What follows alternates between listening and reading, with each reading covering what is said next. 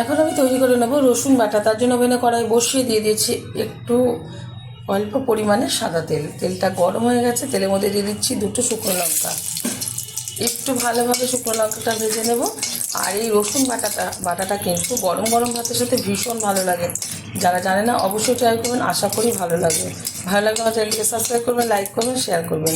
ভালোভাবে কিন্তু ভাজা হয়ে গেছে। এখন দিয়ে দেবো এর মধ্যে কিছুটা পরিমাণে গোটা রসুন।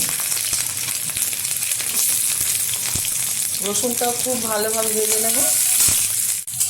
রসুনটা খুব ভালোভাবে আমি ভেজে নিয়েছি। এখন দিয়ে দেবো কুচিয়ে রাখা কিছুটা পেঁয়াজ। পেঁয়াজটাও কিন্তু খুব ভালোভাবে ভেজে নিতে হবে। দিয়ে দিচ্ছি সামান্য পরিমাণে একটু হলুদ গুঁড়ো, দিয়ে দিচ্ছি পরিমাণ মতো লবণ। সবগুলো উপকরণ সুন্দরভাবে নেড়ে চেড়ে নেবো তেলের সাথে।